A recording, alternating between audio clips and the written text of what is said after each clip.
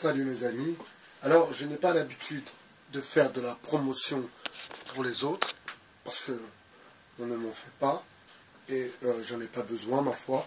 Mais pour le coup, je vais partager avec vous cette vidéo qui est intéressante, parce que ce sont une partie de cette diversité que l'on n'entend pas.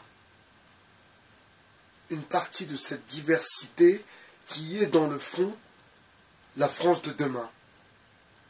Mais tout est fait, si vous voulez, pour garder cette France de demain, donc ces Maghrébins, ces Africains, eh bien, on les cantonne à des places aussi tordus que des agents du système sur YouTube, des agents du système et du divertissement, mais pour le coup, la bien-pensante, parce que c'est la bien-pensante en vérité, parce que nous avons traversé le temps, les épreuves du temps, et nous sommes toujours là, et ma foi, je pense que nous avons encore la tête sur les épaules. Je vous laisse un peu partager ce documentaire qui s'appelle, je vous invite aussi à le regarder, et vous allez comprendre, j'espère que ça va vous faire le même effet que cela m'a fait. Vous allez comprendre que ceux de la diversité qu'on vous met en avant, ils ont bien été choisis, si vous voulez. Et ceux que l'on ne met pas en avant, eh bien c'est eux qui sont dans le progrès. Donc, nous sommes des progressistes, en vérité. Nous sommes des progressistes. Nous sommes des progressistes. Excusez-moi. Je vous laisse un peu regarder, vous allez voir, c'est intéressant. Les gens qui m'aiment pas, et on peut quand même boire un coup ensemble, et vice versa. Et le racisme aujourd'hui, il est social. Ça veut dire qu'à une époque, l'époque des gentlemen, on ne pouvait pas entrer dans certains lieux si on n'était pas bien habillé, etc. Quel que soit ton argent. Et aujourd'hui, tu peux venir avec une casquette, un short, être un rappeur millionnaire et tu rentres partout. On parle beaucoup de nous par procuration, je parle des gens de banlieue. Et souvent, on s'est demandé pourquoi on n'était pas là. Pourquoi on n'était pas dans les manifestations, même s'il y en a quand même dans les manifestations. Hein, les Gilets jaunes, oui. Chez les Gilets jaunes.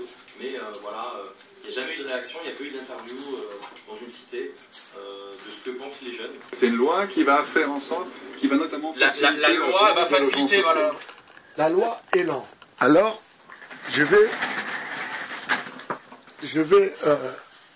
pas décortiquer, mais vous en parler un peu plus profondément. Il va vous expliquer aussi à quoi consiste cette loi.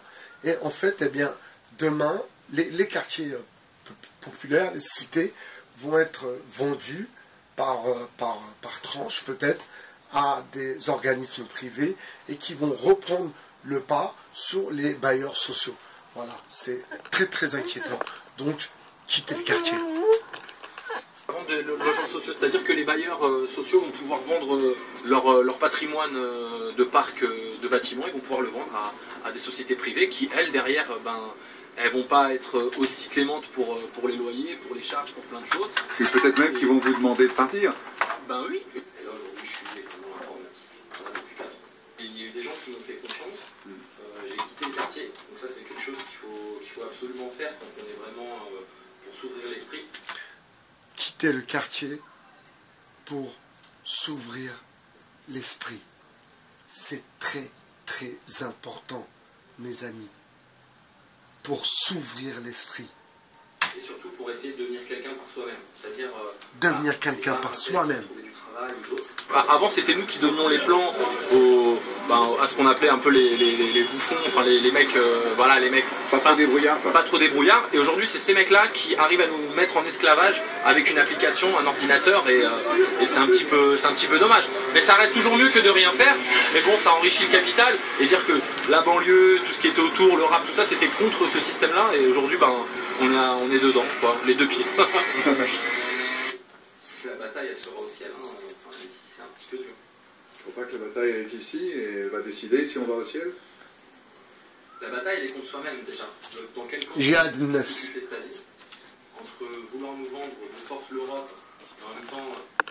Le mondialisme. Que dans des cas de racisme, etc., ben, ça a fait qu'aujourd'hui, quand tu es patriote, quand tu sors un drapeau, tu es un raciste. Quand tu es un Français, Quelque part, le mondialisme. tu essaies d'avoir un HLM. Voilà, ça veut dire que tu cherches quelque chose. Ah, ils manifestent, ils ont raison, faut qu'ils se fassent entendre. Ils ont dit que c'était des mecs qui venaient de la cité Pablo Picasso qui ont tout qu'à faire. Non, c'est pas vrai, parce que nous on va pas dans les manifestations. On n'est pas parti déjà pour pas se faire attraper pour rien du tout, parce qu'on a des casiers judiciaires plutôt lourds. Et on va pas aller s'afficher pour quoi mettre un gilet, se faire attraper, ils nous mettent casseurs et pas manifestants et on finit en prison directement. Alors que nous, quand on était à la ST, il y avait des problèmes avec la police, des bavures policières, comme il y a des vidéos qui tournent. Et t'aurais voulu que toute la France... Voilà l'intelligence.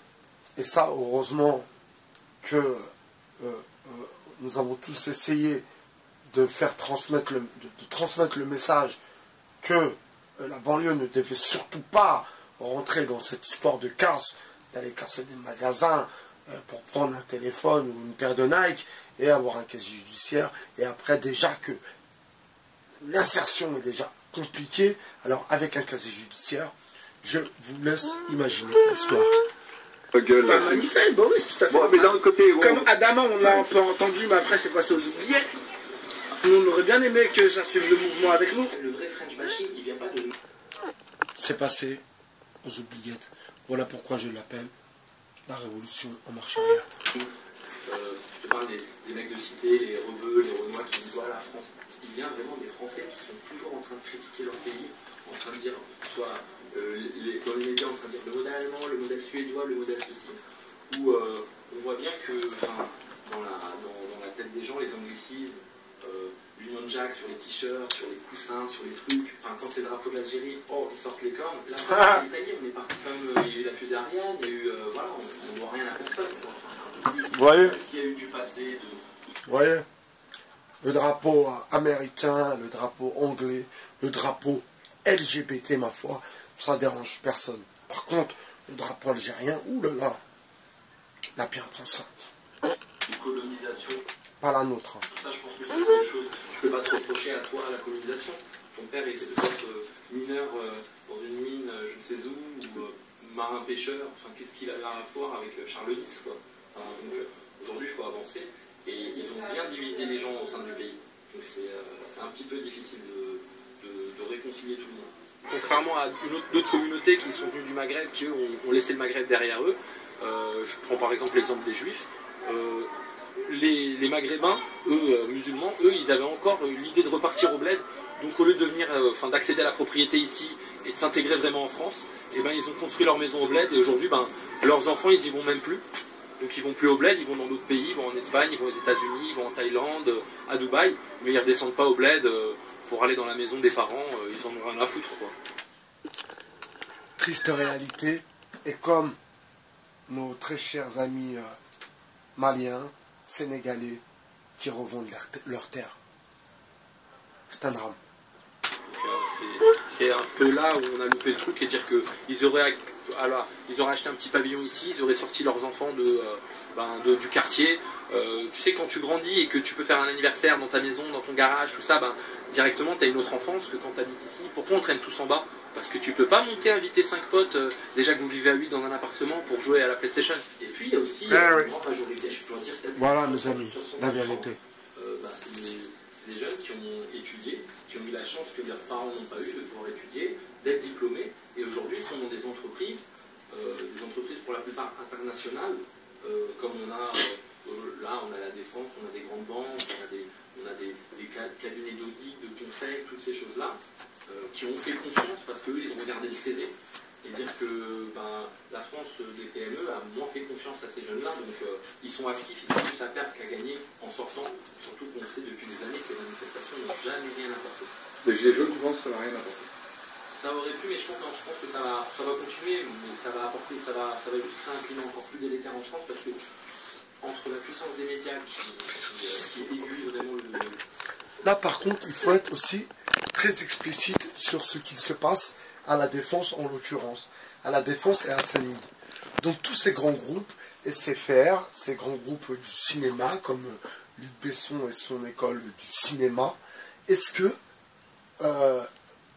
cela apporte, ma foi, à la jeunesse des quartiers, à la jeunesse hautement diplômée qu'il y a dans nos quartiers. Est-ce que justement ces allègements d'impôts, parce que ces grandes sociétés payent moins d'impôts, le fait d'être installés à la Défense en 92, est-ce que aussi ils embauchent des jeunes de la diversité hautement qualifiés? Question. L'opinion publique, c'est un pantin ventriloque. On le voit avec les cabinets de sondage qui racontent tout n'importe quoi.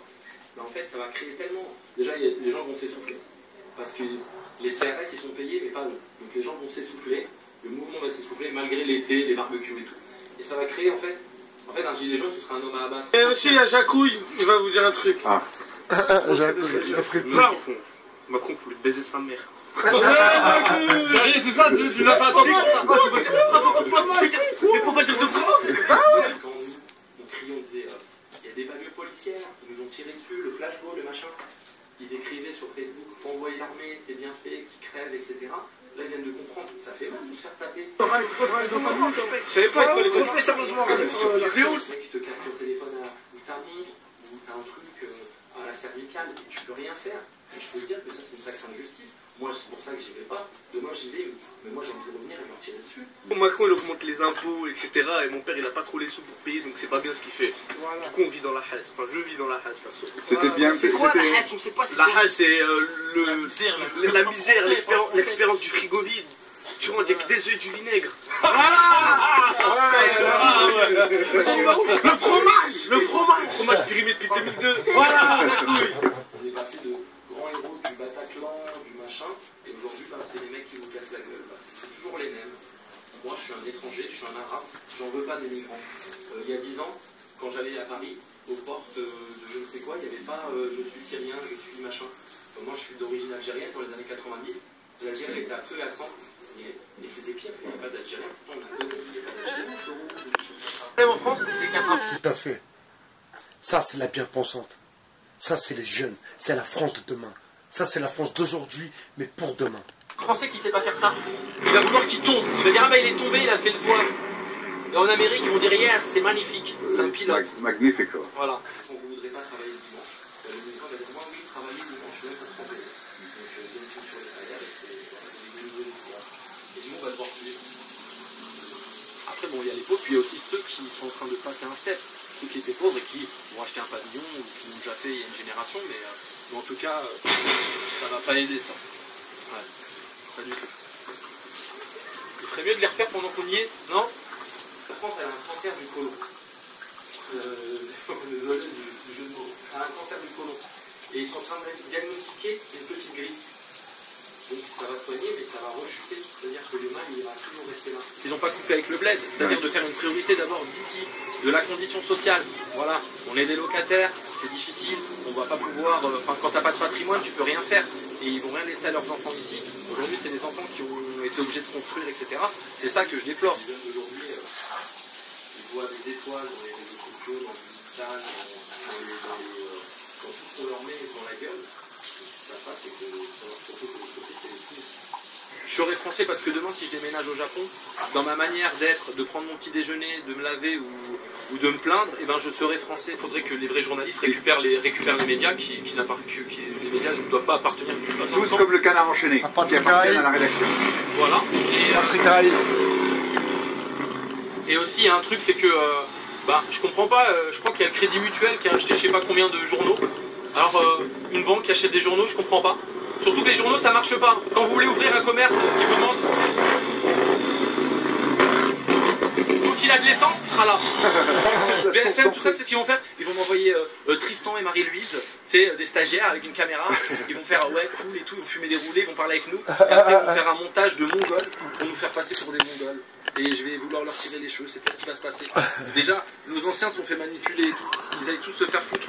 J'attends pas, moi, Jamel Debbouze ou Joe Star qui va me dire va voter, qu'il allait se faire foutre. Même surtout Macron, on n'a pas assez pour s'acheter un scooter chacun, on monte à 3 sur 1. À 4. Même à 4, tiens, vas-y, avance, tiens, vas-y. On va se tuer. Dans 15 ans, il est temps. Voilà, mes amis.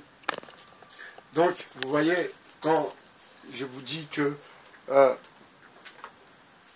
mon choix, ma décision aussi, c'est de pouvoir essayer de passer ce cap où on ferme. Passer ce cap où on veut nous cantonner à une place bien précise. Celle d'un rappeur, celle d'un youtubeur, celle d'un crevard, d'un gratteur, celle d'un diviseur, celle de sataniste, celle de que de la connerie. Alors que dans le fond, nous avons bien la preuve que la bien-pensante est bien parmi nous. Et je tiens mon chapeau à ces jeunes, ma foi, sont plus jeunes que moi, mais c'est encore une preuve qu'il y a encore du travail à effectuer. Bye bye, chers 2.0. Je vous souhaite une bonne journée.